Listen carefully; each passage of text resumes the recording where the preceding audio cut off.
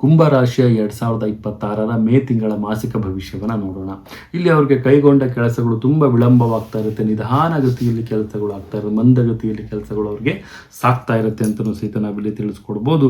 ಹಣಕಾಸಿನ ಒಂದು ವಿಚಾರದಲ್ಲಿ ಸಾಮಾನ್ಯವಾಗಿ ತಾವು ಇನ್ನೊಬ್ಬರನ್ನು ನಂಬಕ್ಕೆ ಹೋಗ್ಬೇಡಿ. ತಮ್ಮ ಸ್ವಂತ ಬುದ್ಧಿ, ಸ್ವಂತ ವಿಚಾರ, ಸ್ವಂತ ಬೆಳವಣಿಗೆಯಲ್ಲಿ ತಾವು ಮುಂದುವರಿಯುವುದು ತುಂಬಾ ಉತ್ತಮವಾಗಿರುತ್ತೆ. ಕೈಗೊಂಡ ಕೆಲಸಗಳಲ್ಲಿ ನಿಧಾನಗತಿಯ ಒಂದು ಬೆಳವಣಿಗೆಗಳಾಗುವಂಥದ್ದಾಗಿರುತ್ತೆ. ಮತ್ತು ಆರ್ಥಿಕತೆಯ ಒಂದು ನೆಲವನ್ನು ತಾವು ತೆಗೆದುಕೊಳ್ತೀರಿ. ಮತ್ತು ಭೂಮಿ ಖರೀದಿ, ಒಂದು ಜಮೀನು ಖರೀದಿ ಮಾಡುವಂಥ ಒಂದು ಸಾಧ್ಯತೆಗಳು ಸಹಿತ ಬರ್ತಿರುತ್ತೆ. ಹೊಸ ವಾಹನಗಳ ಖರೀದಿಯನ್ನು ತಾವಿಲ್ಲಿ ಮಾಡ್ತೀರಿ.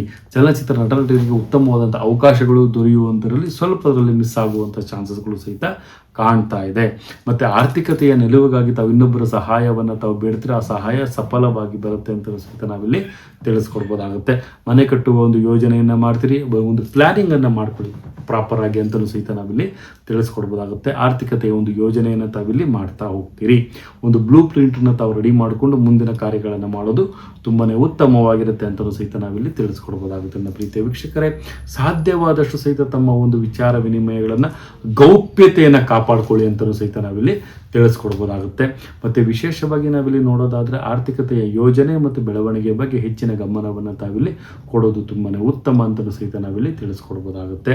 ಮತ್ತು ಆದಷ್ಟು ಸಹಿತ ಆರೋಗ್ಯದ ಮೇಲೆ ಹೆಚ್ಚಿನ ಒಂದು ಕಾಳಜಿ ಇರಲಿ, ಪ್ರಯಾಣದ ವಿಚಾರದಲ್ಲಿ ಹೆಚ್ಚಿನ ಒಂದು ಕಾಳಜಿಯನ್ನು ವಹಿಸೋದು ತುಂಬಾ ಉತ್ತಮ ಅಂತಲೂ ಸಹಿತ ನಾವಿಲ್ಲಿ ತಿಳಿಸ್ಕೊಡ್ಬೋದಾಗುತ್ತೆ. 9 ಅಂತ ಸಂಖ್ಯೆ ತಮಗೆ ಅದೃಷ್ಟವಾಗಿ ತಂದುಕೊಡುತ್ತೆ. ಉತ್ತರ ದಿಕ್ಕು ತಮಗೆ ಆಗಿ ಬರುತ್ತೆ. ಈ ಒಂದು ಮಾಸದಲ್ಲಿ ಆದಷ್ಟು ಸಹಿತ ದೇವಿಯ ಒಂದು ಆರಾಧನೆ ಮಾಡಿ ಅಂತಲೂ ಸಹಿತ ನಾವಿಲ್ಲಿ